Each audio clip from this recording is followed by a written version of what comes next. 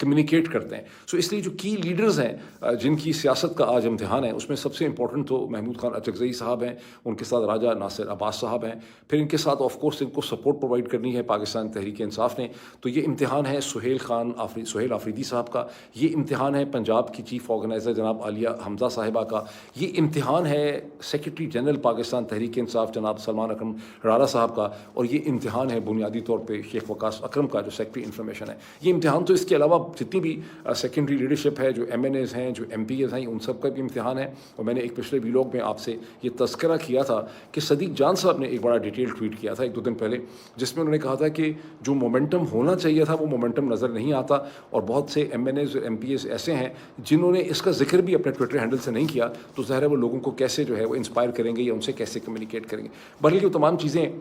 جس کا رزلٹ جو ہے وہ اگلے چند گھنٹوں میں ہمارے سامنے آئے گا، اور پھر ہم اس کا ایک انالیسس کر سکیں گے. ایک طرف ہم اس کا انالیسس کریں گے، دوسری طرف پاکستان کے فوجی حکمران اس کا انالیسس جو ہے وہ کر رہے ہوں گے، اور اس کو ڈیسیفر کر کے اپنے میڈیا کے ذریعے دنیا کو بتائیں گے. جو رجیم ہے شریف زرداری عاصم رجیم، اس کی اس وقت کیا کیفیت ہے؟ ان کی کیفیت یہ ہے جبر کی کہ گزشتہ 24 گھنٹے میں ایک اینٹی ٹیرر کورٹ نے عمران خان کے وکیلوں کی ایک اور اپلیکیشن رد کر دی، جس میں عمران خان کے وکیل فیصل ملک صاحب کی استدعا یہ تھی کہ عمران خان کی خرابی صحت کے پیش نظر ان کے جو ذاتی مالج ہیں جناب عاصم یوسف جو ہیں، انہیں عمران خان تک رسائی دی جائے. اینٹی ٹیرر کورٹ کے اندر جو پروسیکیوشن کے وکیل آئے سرکار کی طرف سے، انہوں نے کہا کہ عمران خان، کیونکہ عمران خان کے وکیل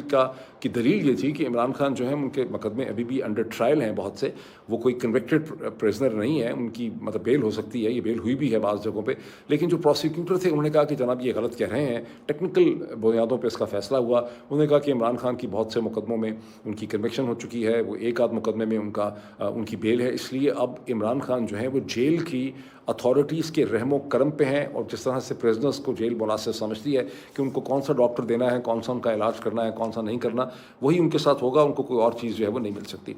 اور رد کر دیا. اس کے بعد یہ اینٹی ٹیرر کورٹ نے اس اپلیکیشن کو رد کر دیا. مجھے ویسے پتہ نہیں ہے کہ یہ اینٹی ٹیرر کورٹ کے پاس کیوں گئے، کسی ہائی کورٹ کے پاس کیوں نہیں گئے اس قسم کی اپلیکیشن لے کے، یہ میں ٹھیک طرح سے نہیں سمجھ سکتا. بہرحال اسی ٹائم پیریڈ میں گزشتہ 48 گھنٹے میں Pakistan institute of medical sciences PIMS جو ہے اس نے اپنی ایک رپورٹ ایشو کر دی ہوئی ہے، جس میں انہوں نے کہا ہے کہ عمران خان کا اس وقت مسئلہ سینٹرل ریٹنل وینس اوکلوژن CRVO کا ہے، جس کے لیے ان کی آنکھ میں ٹیکے لگائے گئے، ان کا علاج جو ہے وہ کیا گیا. اور اسی حوالے سے محترمہ علیمہ خان صاحبہ جو ہیں عمران خان کی جو ہمشیرہ ہیں، انہوں نے ایک معنی خیز ٹویٹ کیا ہے، جس میں انہوں نے کہا ہے کہ ہمیں یہ کہا گیا تھا، سپریم کورٹ کے چیف جسٹس آف پاکستان جو ہیں جناب یحییٰ آفریدی صاحب نے ہمیں یہ کہا تھا، ہمیں پرومس کیا تھا کہ بہت جلدی عمران خان کی صحت کے حوالے سے ایک بہت ڈیٹیل رپورٹ جو ہے وہ ایشو کی جائے گی. اور ابھی تک صرف 2-4 کاغذ ہمیں دکھائے گئے ہیں، چھوٹے چھوٹے سلپس دی گئی ہیں. ہمیں وہ ڈیٹیل رپورٹ کا مطلب ہے کہ ظاہر ہے کہ پورا اس میں ایک انالیسس ہوگا کہ کیا پروسیجر کیا گیا، کیا میڈیسنز جو ہیں وہ استعمال کی گئیں، اصل میں اس وقت سچویشن آنکھ کی کیا ہے، ان کی باقی جسم کے اندر جو خون کی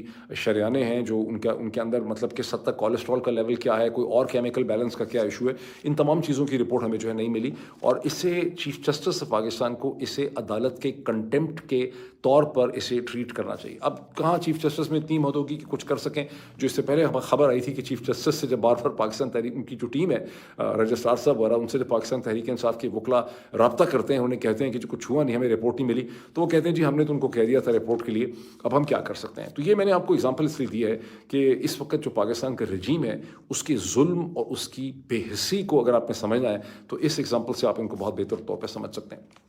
میں ویسے ذاتی طور پہ وانڈر کرتا ہوں امریکہ میں بیٹھ کے، جب میں پاکستان کے حالات دیکھتا ہوں، اس پاکستان کے حالات جس کا میں حصہ رہا ہوں اور میں نے اس کی تاریخ کو بہت قریب سے دیکھا ہے، مجھے نہیں لگتا کہ کبھی پاکستان میں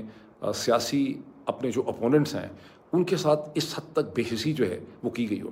ذوالفقار علی بھٹو کے ساتھ جو ٹریٹمنٹ ہوا تھا جنرل ضیاء الحق کا، اس کے بعد میرے ذہن میں کوئی اور ایسی اگزامپل نہیں آتی. پاکستان نے گزشتہ 40-50 برس میں ایک کنونشن، ایک ریت رہی ہے کہ آپ نے اپنے سیاسی اوپوننٹس کو کس طرح سے ٹریٹ کرنا ہے.